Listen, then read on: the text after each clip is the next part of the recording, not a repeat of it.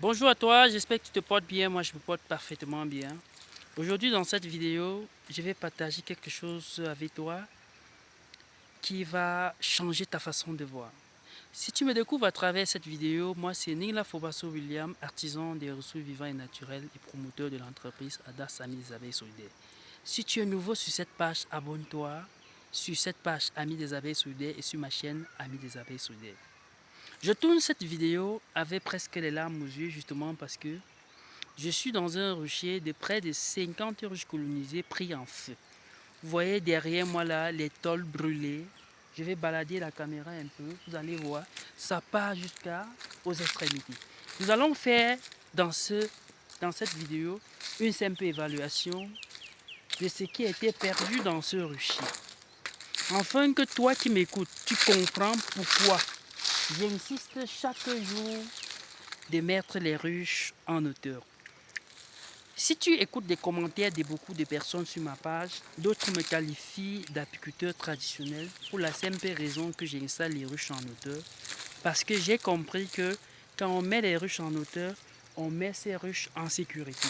Mais je ne me suis jamais découragé à continuer à mettre mes ruches en hauteur pour assurer la sécurité de mes ruches et d'optimiser mes résultats.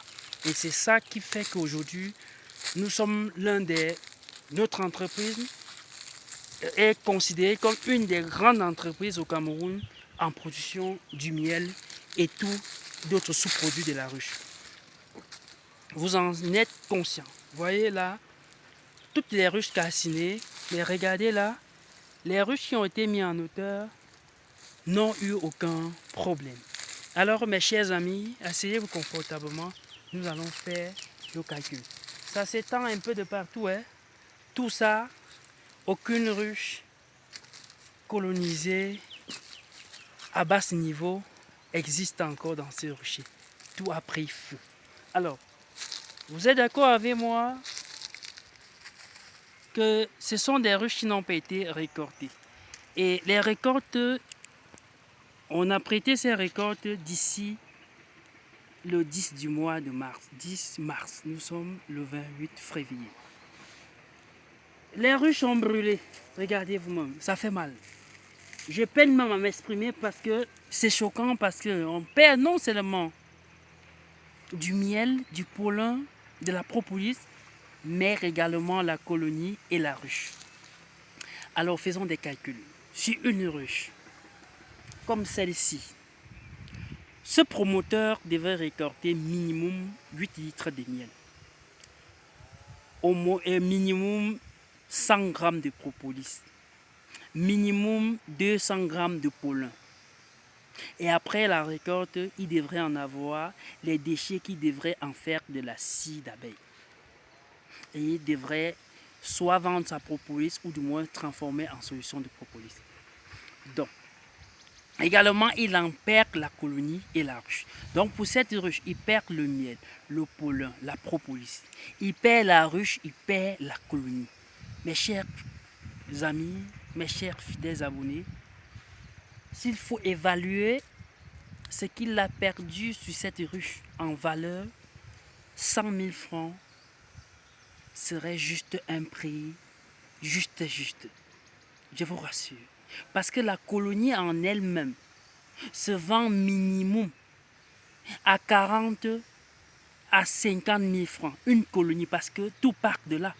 Maintenant, le miel, la propolis et tout. Vous voyez que 100 000 francs, c'est la moyenne. Donc, je vous ai dit qu'il y en avait minimum 50 ruches colonisées dans ce rucher.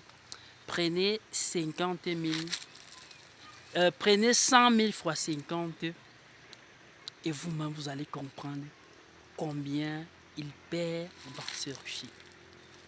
Alors, je ne vais pas beaucoup parler.